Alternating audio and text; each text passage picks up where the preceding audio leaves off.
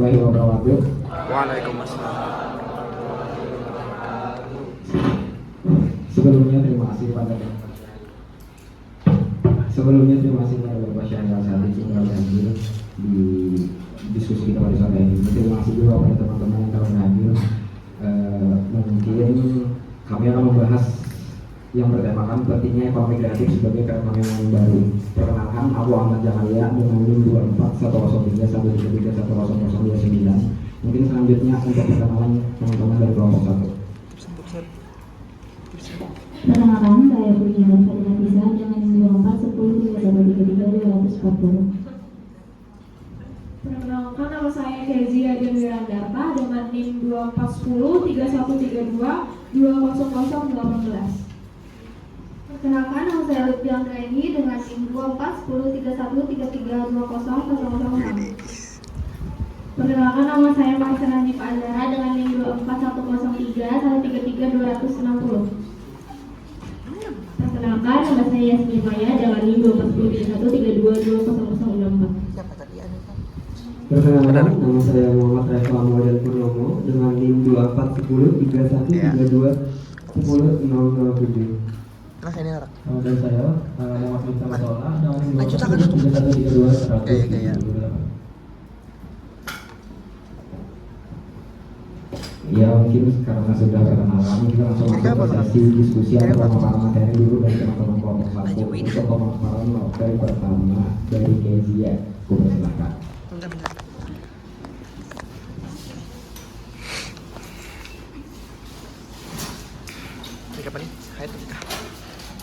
Baik teman-teman, sebelum kita masuk lebih dalam tentang materi ini, sebelumnya kita harus tahu dulu nih apa itu definisi ekonomi kreatif. Bisa dilihat di depan sama-sama.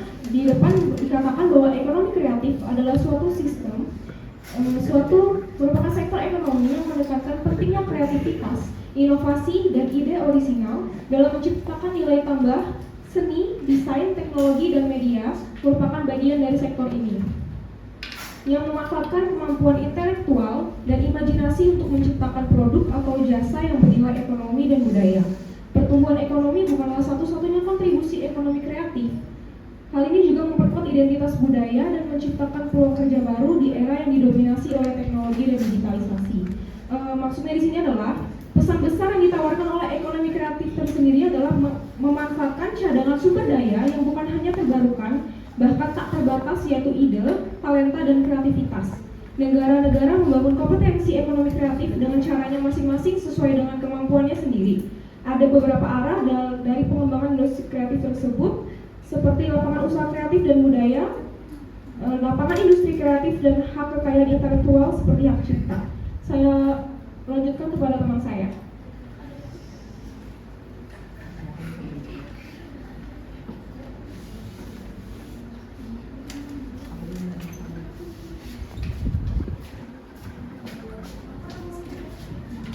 Oke. Nah, sebelum masuk ke materi, aku mau nanya dulu nih ke teman-teman.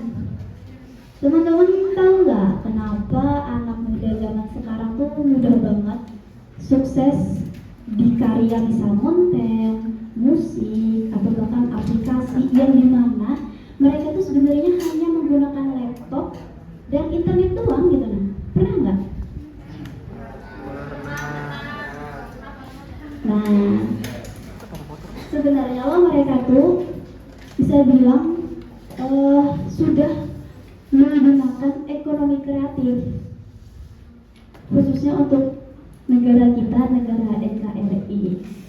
Nah, di sini ada konsep dasar ekonomi kreatif. Teman-teman, ekonomi kreatif ini awal mulanya adalah bisa dibilang sebagai gelombang baru yang dimana muncul setelah era pertanian, era industri, dan informasi.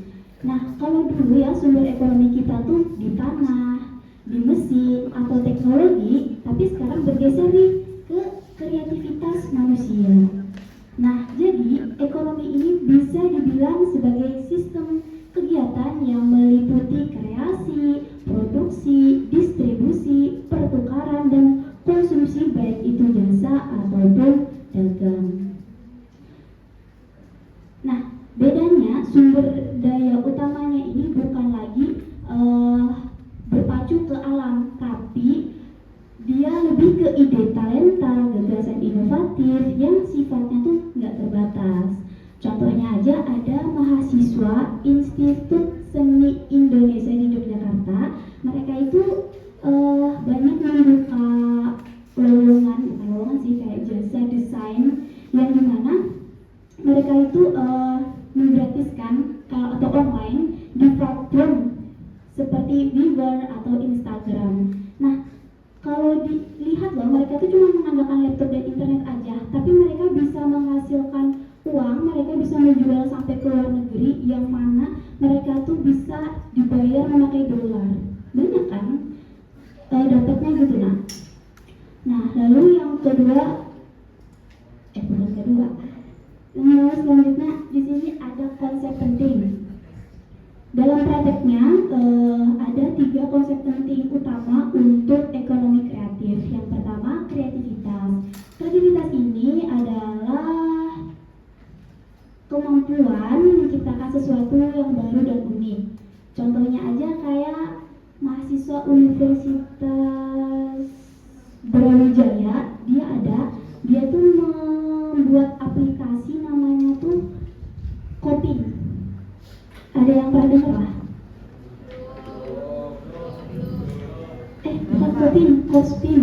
Kospin itu adalah kos pintar. Dia muncul ide itu sebab dia kan anak rantau ya. Nggak tahu tuh, waktu itu dia di Malang, dia nggak tahu kos-kosan di Malang tuh ada di mana, terus fasilitas apa aja. Nah, dari keresahan itu, dari masalah itu, dia membuatlah aplikasi namanya Kospin. Yang dimana Kospin ini di dalamnya tuh ada kayak beberapa kos-kosan dan juga di situ ada tersedia kayak fasilitas kos tersebut. Nah, kalau kita lihat loh, aplikasi ini tuh sebenarnya menguntungkan dua pihak, dari pihak mahasiswanya dan pihak si kosnya. Kalau dari pihak mahasiswanya, kita jadi tahu kosnya kayak gimana, di mana, dan apa aja fasilitasnya. Tapi kalau dari pihak kosnya, dia merasa, oh kosan aku terbantu dengan promosi dari aplikasi ini. Nah, yang pastinya loh, aplikasi ini tuh sebenarnya sudah membantu ribuan mahasiswa yang ada di sana, yang ada di Malang.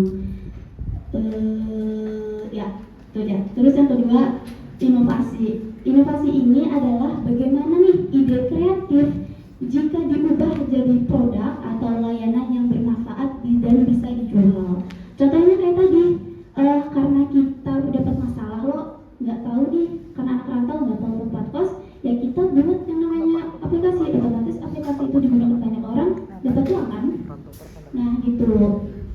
Terus ketiga, penemuan atau innovation, yaitu sesuatu yang benar-benar baru. Contohnya bukan Kospin lagi, tapi contohnya di sini aku ambil dari mahasiswa ITS Surabaya. Dia pernah membuat sebuah lampu yang dimana lampu itu hemat energi atau hemat listrik lah. Jadi bisa digunakan di kos-kos atau di kampus. Tapi kayaknya kalau di kampus kurang serak aja, nah soalnya kan masih kecil. Nah terus akurnya pun juga bukan pebisnis aja, tapi bisa juga akademis, mahasiswa, dan pemerintah yang sama-sama berperan menggerakkannya.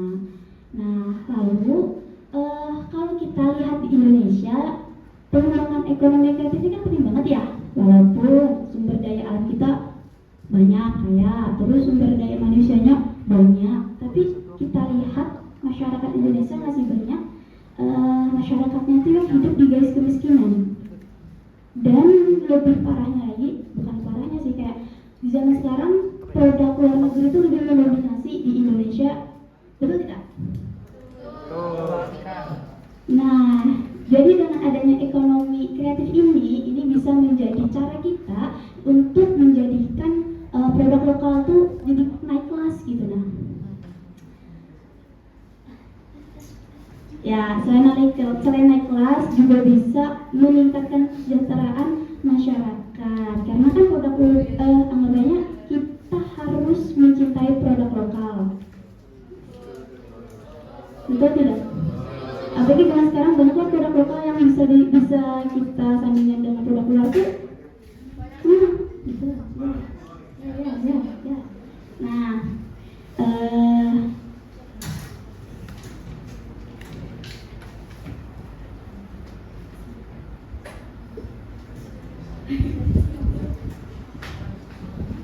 oke, untuk contohnya ada komunitas mahasiswa di Universitas Pajajaran. Mereka tuh bikin event musik. Dari sana kayak lahir band-band, misalnya band namanya tuh band Hindia. Ada yang tahu nggak? Tahu. Apa lagunya?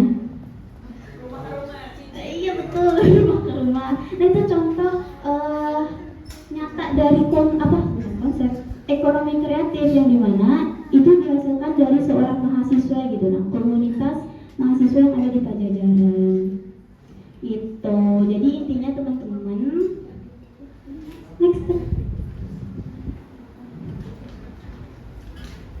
Nah, ini yang tadi ternyata lupa ke slide selanjutnya. Nah, jadi intinya teman-teman, ekonomi kreatif itu bukan cuma soal kita bagaimana mendapatkan keuntungan, tetapi kita juga harus tahu nih cara untuk memperkuat budaya, identitas, dan daya saing Indonesia ke depannya, apalagi terutama produk-produk lokal yang ada di luar sana. Mungkin itu aja yang aku sampaikan. Terima kasih. Aku lanjutkan ke Livia Anggraini. Oke, di sini ada perbedaan utama ekonomi kreatif dan ekonomi konvensional. Yang pertama itu ada orientasi produksi dan orientasi ide, yang dimana ekonomi konvensional ini berorientasi pada produk masif. Nilai produk ini ditentukan dari bahan baku dan biaya produksi. Sedangkan ekonomi kreatif itu berfokus pada ide, desain, serta inovasi.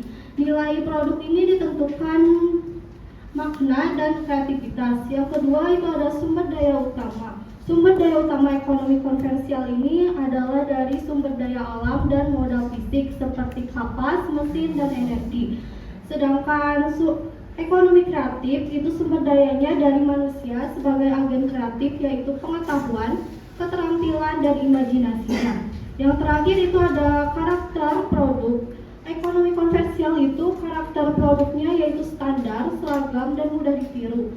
Sedangkan ekonomi kreatif, karakter produknya yaitu unik, berbeda, sulit digandakan persis sama. Materi selanjutnya akan disampaikan oleh Yasmin.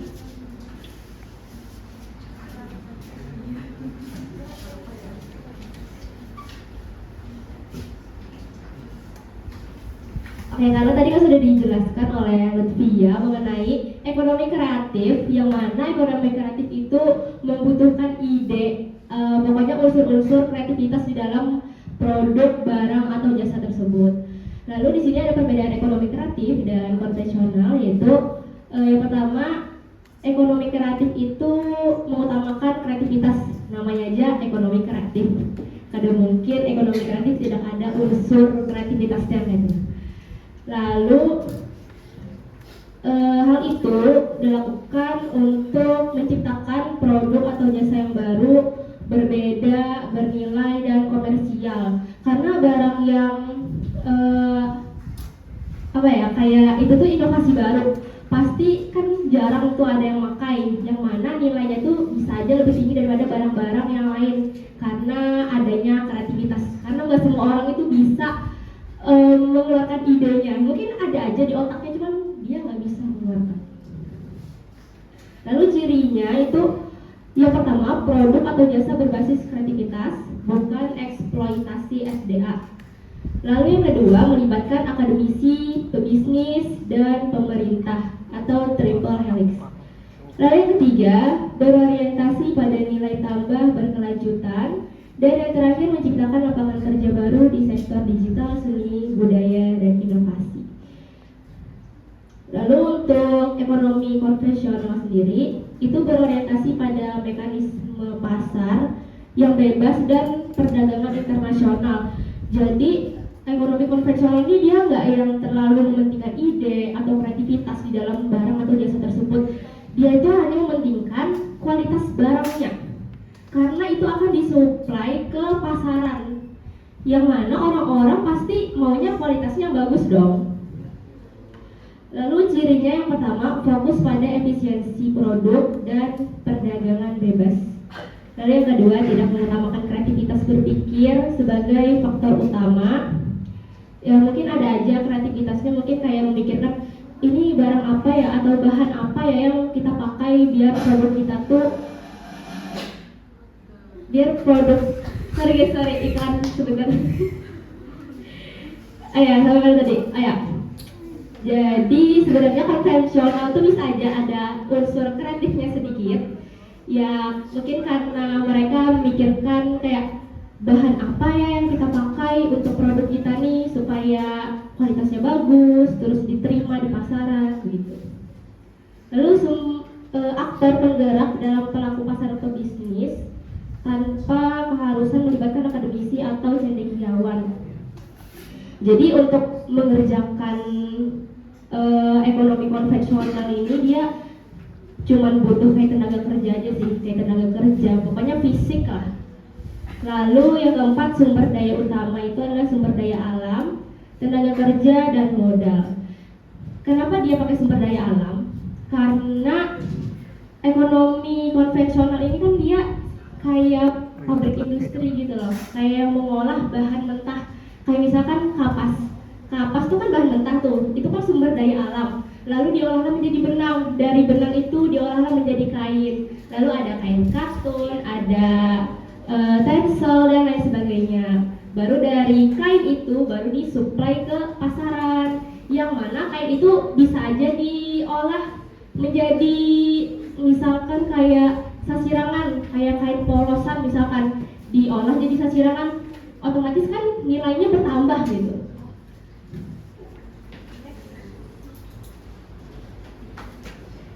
Oke, materi selanjutnya akan dijelaskan oleh rekan saya. Baik, terima kasih Yasmin yang sudah menjelaskan sebelumnya tadi. Oke, di sini teman-teman saya ingin membahas 10 contoh ekonomi kreatif yang ada di dunia ya, di Indonesia maupun di dunia. Jadi ekonomi kreatif ini intinya memanfaatkan kreativitas, ide dan inovasi untuk menciptakan nilai tambah. Yang pertama itu ada industri musik. Kalian pasti tahu kan dengan penyanyi Nicky? Kalian tahu? Tahu ya? Oke. Jadi Nicky adalah penyanyi asal Indonesia yang berhasil masuk di pasar internasional. Nicky menggabungkan antara musik R&B dan pop dengan gaya khas, lalu memanfaatkan Spotify dan platform digital lainnya sehingga banyak yang berhasil didengar oleh seluruh penjuru dunia. Oke, yang kedua itu ada aplikasi digital. Kalian tahu nggak? Sekarang yang ada kasus itu siapa? Dari menteri.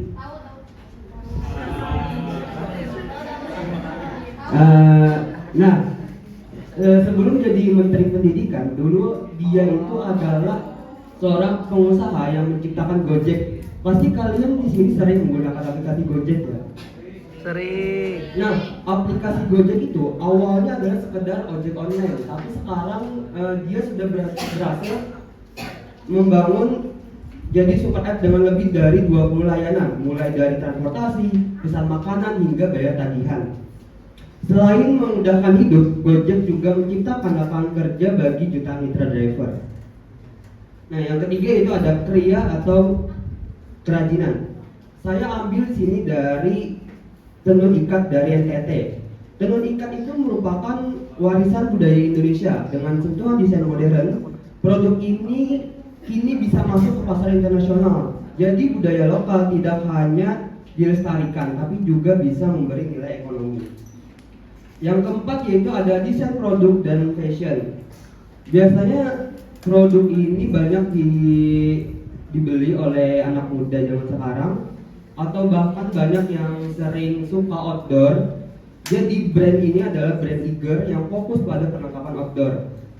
Iger bukan cuma kreativitas dalam produk, tapi juga peduli lingkungan dengan menggunakan bahan daur ulang.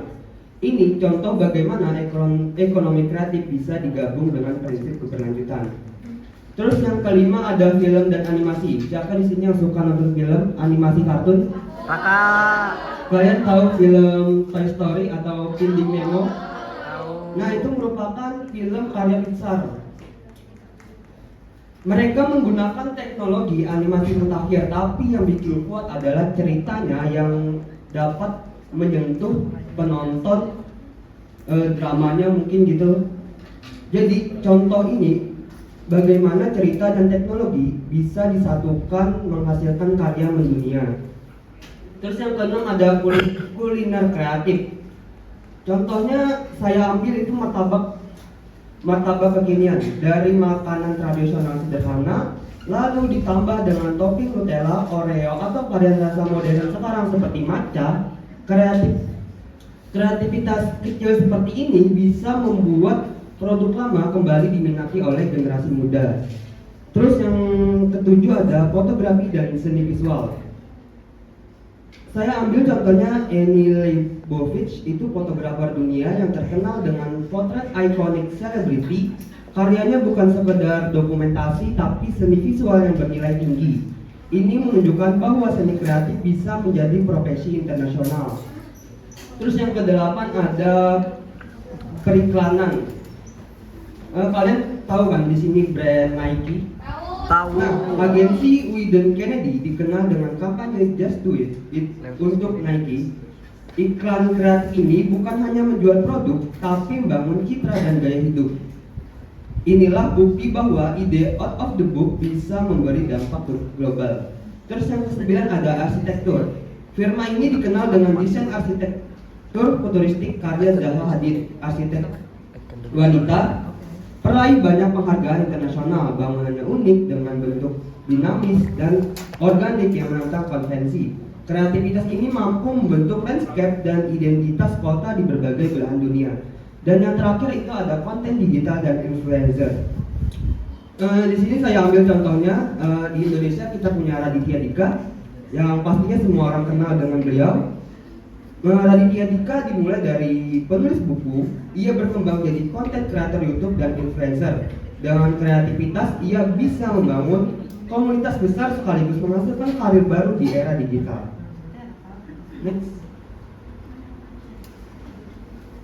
Nah, itu mungkin 10 contoh dari ekonomi kreatif. Ini saya serahkan pada teman saya.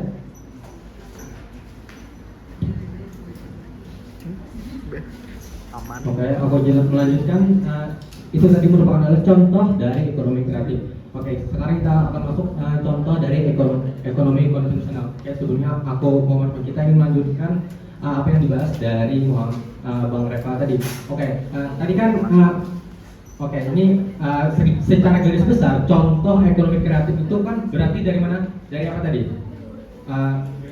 Ya betul, dari akal atau bisa kita sebut ide, ya kreatif. Itu adalah maksudnya dan ekonomi kreatif itu merupakan dari ide dan itu sulit ditiru oleh orang lain.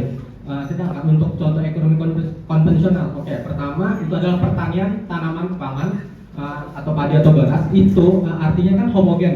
Walaupun ada maksudnya misalnya orang nanam padi kan ya caranya begitu saja. Walaupun ada teknologi itu hanya untuk mengefisiensikannya. Ini adalah contoh secara garis besar. Aku mengambil 6 contoh saja. Di sini ada pertama ada pertanian, tanaman pangan, kedua perkebunan kelapa sawit, dan CPO, kaum oil atau minyak mentah, kelapa sawit yang masih mentah.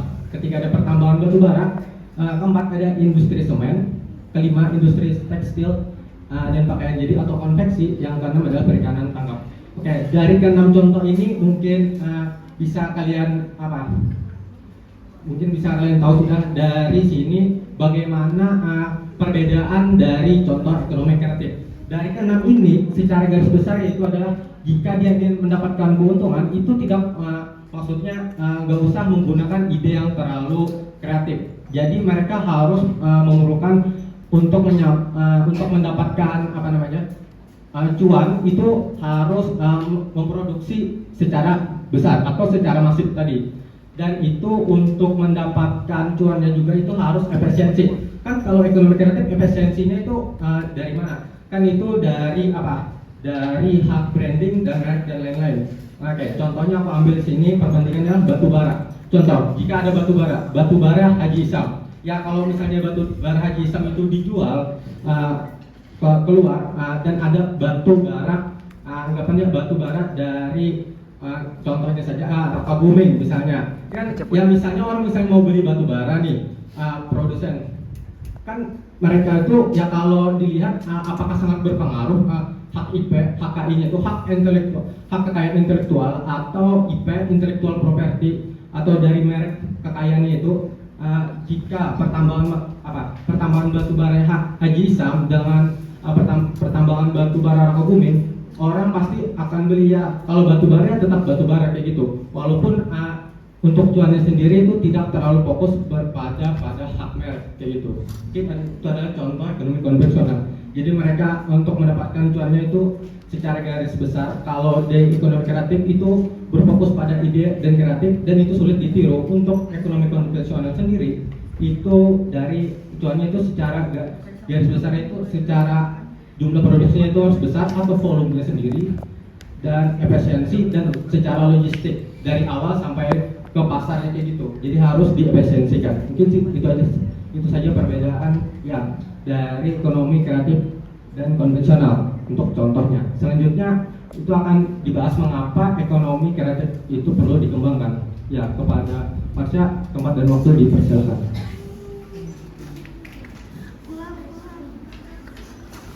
Oke, di sini aku izin melanjutkan materi tentang mengapa ekonomi kreatif itu perlu dikembangkan. Di sini ada 3 alasan. Alasan pertama itu ada mendorong pertumbuhan ekonomi yang berkelanjutan. Sebelumnya aku izin menjelaskan ekonomi kreatif adalah sebuah konsep ekonomi yang menitik beratkan pada pengembangan industri berbasis kreativitas dan inovasi. Ini mencakup berbagai sektor, mulai dari perikanan, arsitektur, seni pertunjukan, kerajinan, desain, fashion, film, video, fotografi hingga musik, penerbitan dan pengembangan perangkat lunak.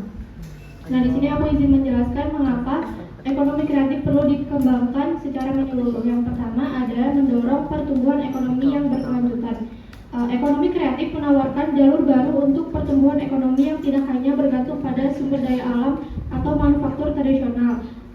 Industri kreatif seringkali memiliki biaya awal yang lebih rendah, tetapi memiliki potensi keuntungan yang besar. Yang pertama ada nilai tambah yang tinggi. Produk dan layanan yang dihasilkan dari industri kreatif memiliki nilai tambah yang lebih tinggi.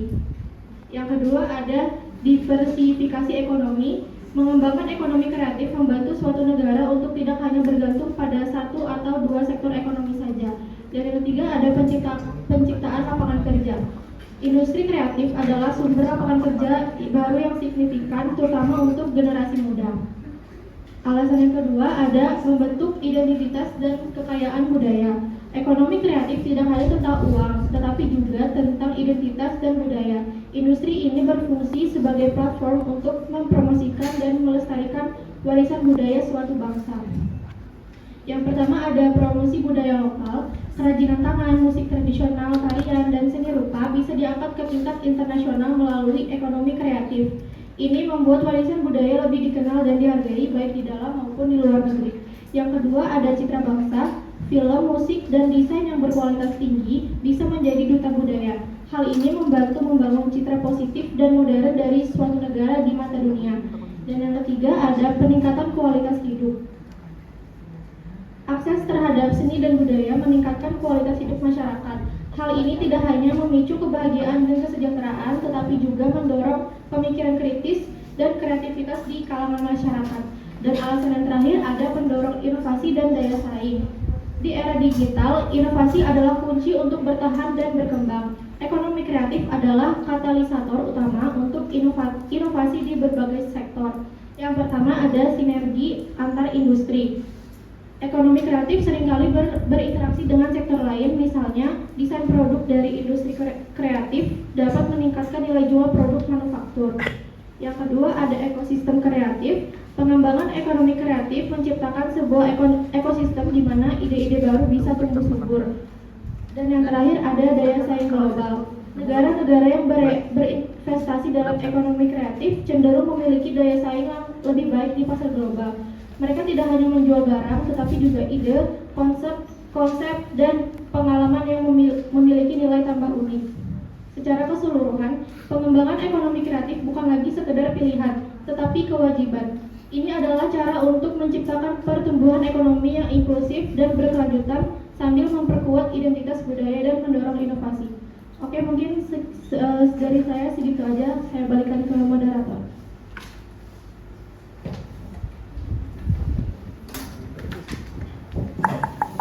Nah, karena tadi mungkin udah dijelaskan oleh teman-teman kelompok 1 kan tentang pentingnya ekonomi kreatif sebagai perekonomian baru, mungkin selanjutnya kita akan masuk ke sesi diskusi atau pertanyaan.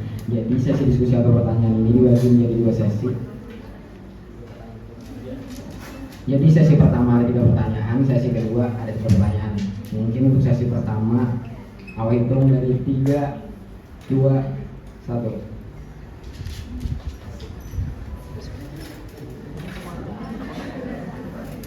Ulangi kita, ulangi. 3, 2, 1. Oke. Yasmin. Mungkin langsung aja pertanyaannya, nama dan kelompok dari kelompok berapa ya? Oke, nama aku Yoel ini dari kelompok. Pertanyaanku simpel ya Bang sebenarnya. Kalian tadi kan menyatakan kalau ekonomi kreatif itu muncul setelah ekonomi yang berbasis pertanian dan ekonomi berbasis industri. Pertanyaanku, kan kreativitas manusia itu sudah ada sejak lama. Kenapa munculnya setelah revolusi industri gitu? Ekonomi kreatif. Para penulis sudah ada sejak zaman sebelum Masehi. Itu apa maksudnya sebenarnya? Apakah berkembang menjadi sebuah ekonominya baru setelah industri atau apa gitu? Terima kasih. Terima kasih ya.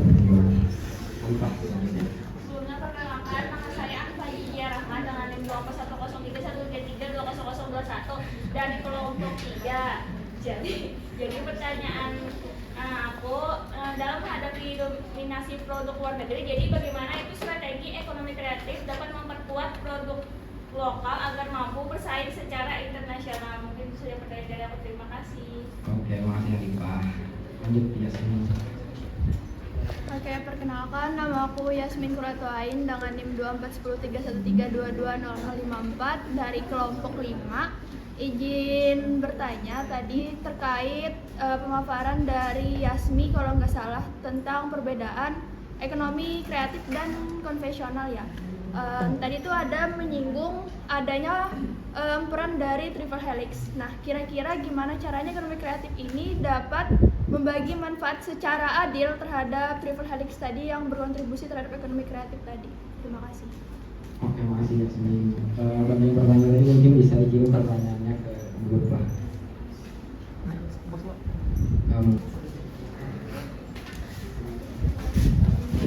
Oke. Aku izin jawab pertanyaan dari Romo. Kalau salah hal lah. Jadi pertanyaannya kurang lebih kenapa ekonomi kreatif itu muncul setelah era perindustrian dan lain sebagainya. Terus orang itu kan ada penulis dan lain-lain, kenapa itu tidak disebut ekonomi kreatif? Betul? Nah, intinya kita lihat dari sudut pandang aja. Kalau dulu sudut pandangnya ekonomi pasti berpacu kan kata saya tadi setelah era setelah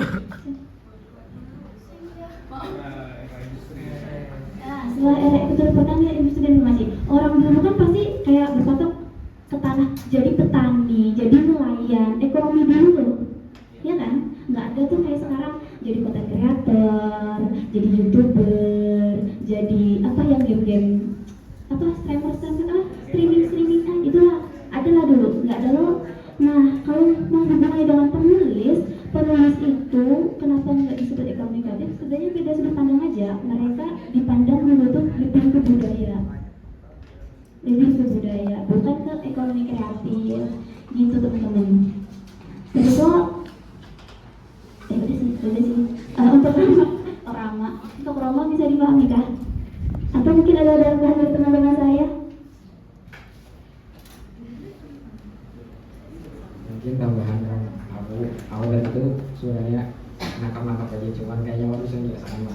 Mungkin bagi kamu kenapa lo sebelum ini nih si penulis-penulis itu nah kan termasuk ke ekonomi kreatif ya lah. Nah mungkin bagi gue bukan itu termasuk kreatif, cuman kata ekonomi kreatif itu muncul setelah era ini nih. Iya si makna ekonomi kreatif itu muncul pas waktu ini. Bukan dari dulu pas jadi penulis buku itu kreatif, termasuk kreatif, cuman ada ekonomi kreatif lagi, jadi kita tahu tuh bukan ini ekonomi kreatif lain karena emang ada si ekonomi kreatifnya. Nah mungkin itu bang tambahan dari aku bisa dipaham kan? Ya karena tadi kan udah ngomong juga lo bahwa ekonomi kreatif ini kan gelombang baru gitu. Jadi ya makin tahun kan teknologi itu kan makin canggih.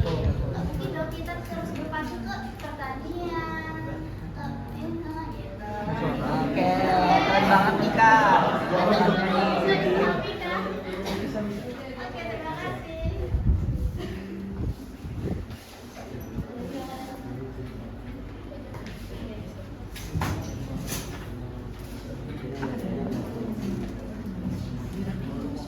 Izin jawab pertanyaan dari Yasmin tadi.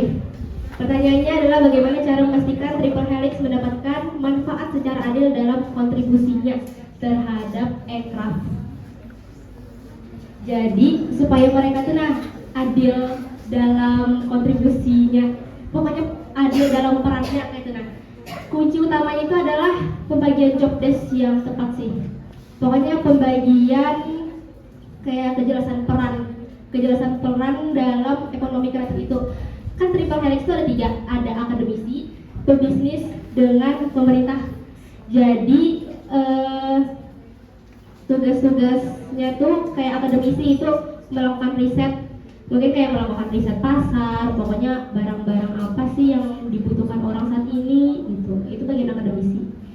Lalu ada edukasi, transfer pengetahuan, inkubasi ide kreatif.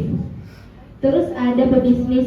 Pebisnis itu dia perannya mengelola, memproduksi, memasarkan, membuka akses pasar. Pokoknya nge-handle di dalam produksian kayak gitu, produksi barang atau jasa. Terus kalau peran pemerintah itu mereka memberikan regulasi yang kondusif, perlindungan hukum, lalu insentif dan infrastruktur.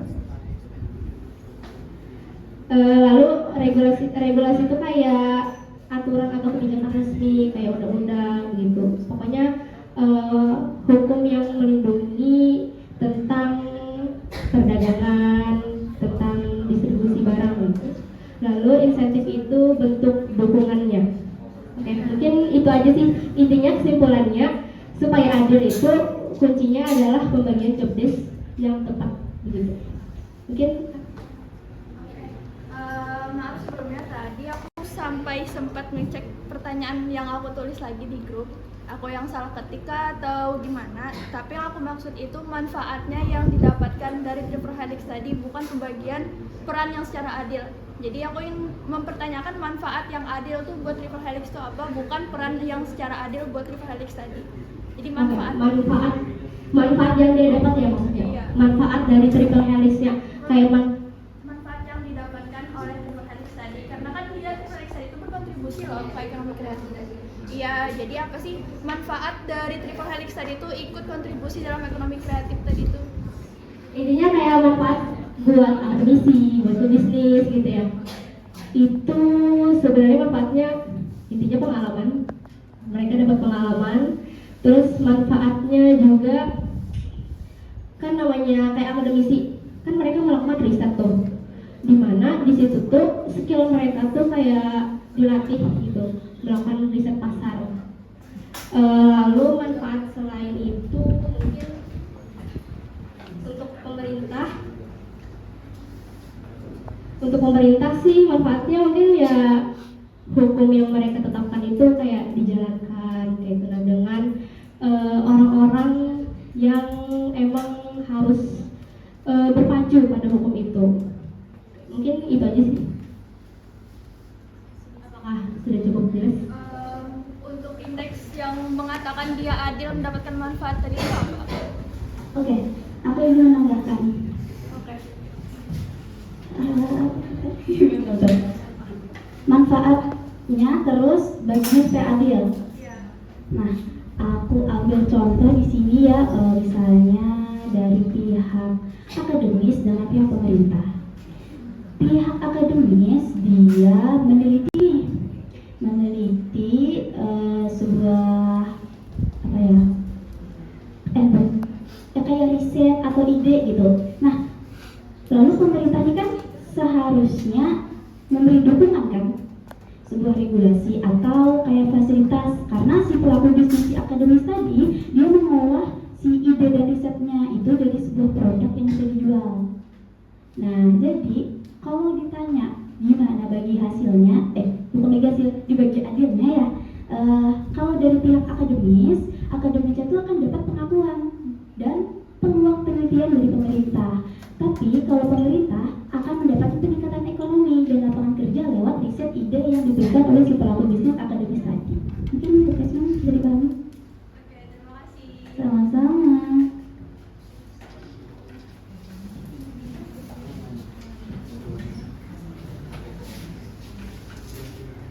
Baik, perkenalkan nama saya Kezia. Saya izin menjawab pertanyaan dari Alifah Azizia dengan bunyi pertanyaan, dalam menghadapi dominasi produk luar negeri, bagaimana strategi ekonomi kreatif dapat memperkuat produk lokal agar mampu bersaing secara internasional? Yang pertama, biasanya produk lokal itu kan terletak di keunikannya sendiri kan. Misalnya di Indonesia terkenal dengan batik. Nah, seperti yang kita tahu nih, batik itu mungkin bagi orang yang udah tua atau gen-gen milenial gitu taunya batik itu hanya sebuah selendang dengan motif. Nah, di era sekarang ini batik itu banyak di-upgrade, misalnya sebagai vest atau baju, bahkan udah dijadikan rok. Salah satu cara tersebut bisa kita jadikan cara untuk bisa bersaing dari luar negeri. Pernah dengar nggak teman-teman kalau negara sebelah Malaysia menyatakan kalau batik itu merupakan kekayaan dari negara mereka? Dari hal tersebut aja sudah kita yakini bahwa produk Indonesia itu bisa bersaing di luar negeri. Ya, berarti kita tuh punya keunikan sendiri gitu loh, dengan diakui negara lain sampai negara itu mau mengakuinya. Untuk yang kedua, kita sebagai Gen Z ini kan sering mengutamakan gengsi ya, misalnya pakai sepatu yang dari luar negeri kayak Puma atau gimana gitu, itu kan produk luar negeri. Sebaiknya sih kita bisa memakai produk dalam negeri itu tanpa gengsi, karena siapa lagi yang mengenalkannya kalau bukan kita sendiri gitu loh. Yang ketiga, kita gunakan platform digital seperti Shopee supaya memperkenalkan produk dalam negeri ini loh, sama seperti kita. Kadang kita bisa kan beli baju dari luar negeri. Nah, begitu sebaliknya, luar negeri juga bisa beli baju dari Indonesia dengan memanfaatkan Shopee, Tokopedia, atau e-commerce lainnya. Yang keempat, ini mungkin tambahan aja. Kita tahu coklat Silver Queen kan? Itu mungkin banyak orang tahu itu coklat di impor dari luar negeri. Padahal itu coklat buatan Indonesia. Bahkan iklannya sendiri kita sering jumpai di TV banyak menggunakan talent luar negeri. Jadi itu saja jawabannya, apakah bisa diterima? Baik. Baik, izin menambahkan tadi jawaban dari Kizia. Seperti yang kita tahu tadi bahwa produk dalam negeri itu mampu bersaing dengan produk luar negeri. Intinya itu dimulai dari kita sendiri, warga negara Indonesia sendiri. Kalau misalkan warga Indonesia sendiri tidak gengsi memakai produk dalam negeri, ya kita nggak bisa bersaing dengan produk luar negeri gitu. Kalian kenal teknologi kan pastinya kan. Nah, salah satu contohnya ini laptop deh. Kalian kenal merek Advan? Nah, Advan itu adalah produk dalam negeri. Biasanya anak muda sekarang menggunakan laptop itu merek Asus atau Acer yang pastinya itu dibuat di luar negeri ya. Nah, Advan sendiri mampu bersaing dengan produk luar negeri dengan harga yang jauh miring dibandingkan produk luar negeri seperti Asus dan Acer. Spesifikasi yang lebih tinggi itu mereka mampu bersaing di bawah harga pasaran. Nah, itu saja contohnya mungkin dari tambahan dari aku. Terima kasih.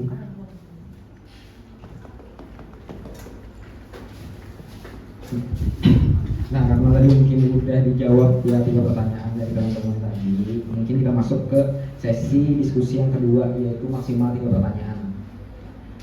Mungkin langsung aja hitung 3, 2, 1. Saya yang ini lah. 3, 2, 1.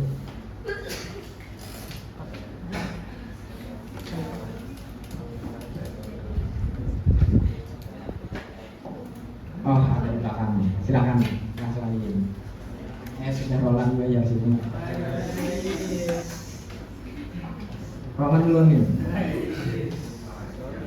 Tadi kan sudah jawab tentang yang brand dari dalam negeri kita bisa bersaing dalam pasar internasional kan. Terus bagaimana? Produk-produk di sini biasanya memiliki harga yang tinggi karena keunikan atau kayak keunikan dari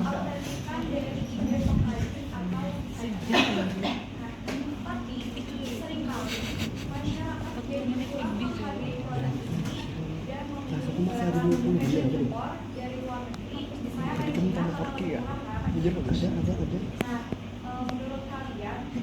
seringkali masyarakat jadi kurang menghargai produk ini dan memilih impor dari luar negeri. Saya ada di kantor menurut kalian jadi pertanyaannya adalah apakah ekonomi kreatif itu hanya dituju kepada kalangan anak muda saja, dan lalu apa saja hambatan yang dihadapi dalam penerapannya dan penerapan ekonomi kreatif di Indonesia? Makasih. Roland tadi bisa diulangi kan pertanyaannya? Oh, sama yang tadi yang bertanya akhir beberapa pertanyaannya.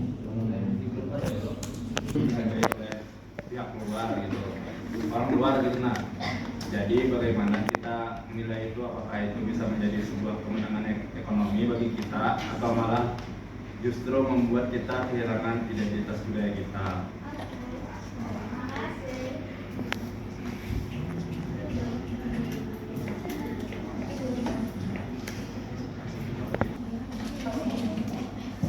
Oke, aku ada pertanyaan dari Roland Dino Buku. Tadi pertanyaannya, kalau misalkan produk kita disukai oleh orang luar, apakah itu kehilangan jati diri atau malah itu tanda kita berhasil bersaing di dunia luar atau kehilangan jati diri, betul? Apa? Betul. Nah, kalau dari aku kalau produk kita disukai, dikenal oleh orang luar, siapa sih nggak bangga? Bangga loh. Contohnya kayak batik tadi yang sudah dijelaskan oleh Kay, sampai mendunia. Itu menurut aku sudah termasuk tanda kita tuh berhasil bersaing dengan mereka. Tapi dengan syarat kita tidak kehilangan budaya kita. Contoh kayak batik tadi, batik tuh kok dimodif-modif menyesuaikan dengan tren yang ada. Tapi yang namanya batik kan harus ada ciri khasnya dari Indonesia. Nah, jadi intinya kita boleh bersaing, tapi jangan sampai kehilangan jati diri atau budaya kita. Jangan karena tren yang masa sekarang tuh kayak BCD kita ikut gitu. Kita pernah jauh. Oke, terima kasih.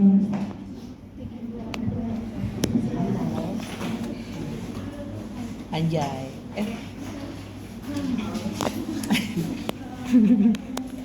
Juga stop aja nggak sih videonya dulu guys? Aku ingin menjawab pertanyaan dari Diana Aziza. Pertanyaannya tadi, apakah ekonomi kreatif hanya tertuju kepada kalangan anak muda saja, dan apa saja hambatan yang dihadapi dalam penerapan ekonomi kreatif di Indonesia? Jawaban pertanyaan pertama itu sudah pasti tidak. Ekonomi kreatif itu tidak hanya tertuju pada anak muda, tetapi biasanya emang cenderung dijalankan oleh anak muda, tetapi bisa juga dijalankan oleh semua kalangan yang memiliki ide, kreativitas, dan inovasi. Untuk hambatan-hambatan dalam penerapan ekonomi kreatif di Indonesia, yang pertama ada kurangnya modal dan akses pembiayaan. Yang kedua ada akses pasar yang terbatas. Yang ketiga itu ada kurangnya pengetahuan teknologi. Yang keempat ada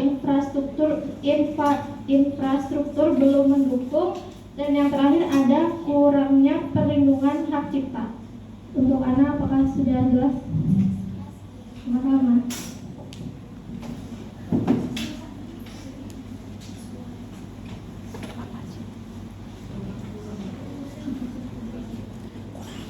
Menjawab pertanyaan. Cek. Oke, izin menjawab pertanyaan dari Nurnia Taskia. Inti pertanyaannya itu adalah gimana caranya supaya warga lokal itu menghargai produk lokal. Oke, jadi menurut aku salah satu caranya itu adalah manfaatkanlah teknologi semaksimal mungkin. Apalagi ini udah tahun 2025 yang mana orang-orang itu mengakses informasi itu dari sosmed. Mereka nggak yang langsung survei ke tempatnya. Mereka lihat di sosmed kayak di TikTok, di Instagram gitu. Soalnya menurut aku percuma punya kreativitas, punya ide yang out of the box. Cuman orang-orang tuh nggak tahu itu tuh percuma. Jadi saran aku adalah dipublikasikan gitu lah. Kayak di upload aja di TikTok gitu. Siapa tahu trending. Kalau trending kan orang jadi tertarik gitu. Apalagi kalangan-kalangan Gen Z ini sukanya beli barang yang trending. Mereka FOMO gitu. Mungkin itu aja sih dari aku. Wah, gombang. Dan yang perlu menambahkan mungkin sedikit teknik. Jadi cara mempublikasikan itu kan ketika kan kita memposting nih, jika misalnya baju dari batik, kita posting aja ini baju dari batik, misalnya posting itu kan ini baju, kira orang baju biasa batik, tapi misalnya kan batik tuh kan misalnya nih dari kan ini kriya atau patchwork kan, berarti misalnya kita membuat baju dari batik itu kan susah, bahkan orang terdahulu saja yang bisa tuh, dan ada tekniknya. Nah itu tuh mungkin itu yang dijadikan hook ya. Jadi baju ini loh cara membuatnya itu susah, jadi kenapa jadi mahal kan? Kalau dari gunakan kalau kita ada kelebihannya produk dan orang masing-masing, jadi kita menonjolkan kelebihannya dengan cara hooknya itu cara pembuatan bajunya itu, baju batiknya itu, cara membuatnya. Dan itu, dan tambah lagi nih, mungkin saja kita tambah menyewa adalah influencer yang di Indonesia. Jadi begitu sih untuk mempublikasikannya. Untuk Nurnia Taskia, apakah dapat diterima? Oke, apakah rekan Nambahkan lagi.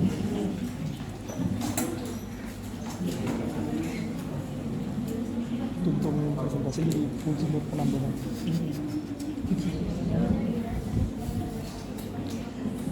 Oke. Aku jawab pertanyaan dari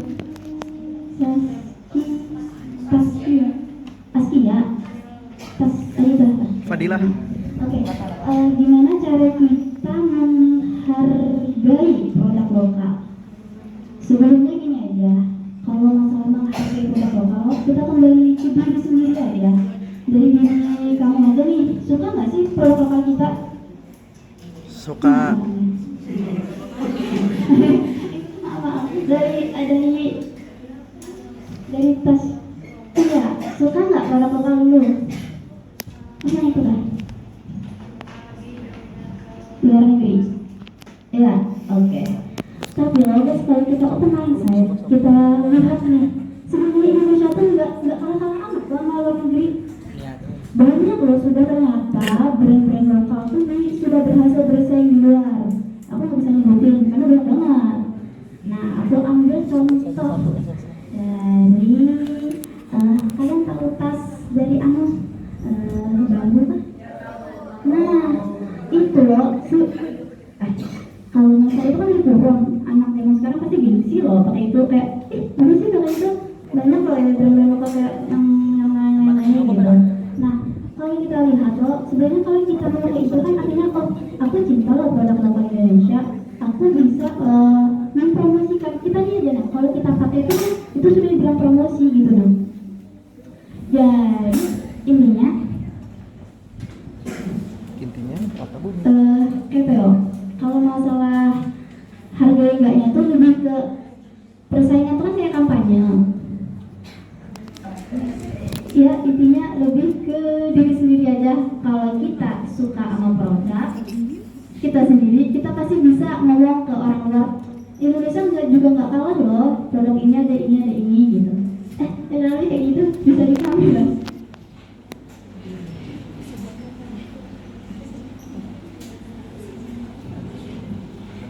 Bisa. Teknologi kayak gitu.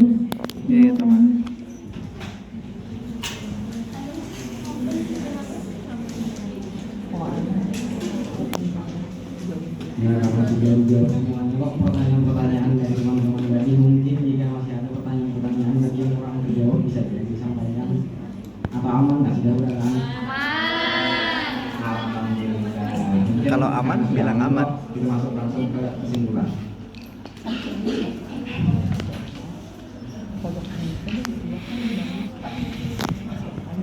Jadi setelah pembahasan tentang ekonomi kreatif, jadi ekonomi kreatif karena ekonomi berbasis ide dan inovasi bukan hanya oleh fisik.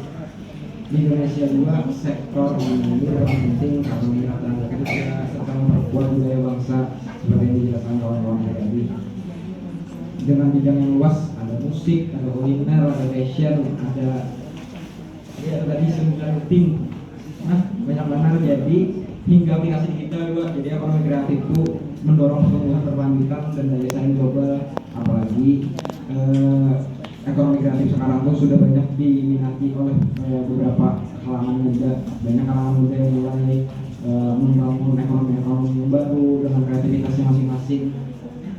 Mungkin kesimpulannya dari ekonomi kreatif baru itu, Bang. Terima kasih. Wassalamualaikum warahmatullahi wabarakatuh. Waalaikumsalam warahmatullahi wabarakatuh.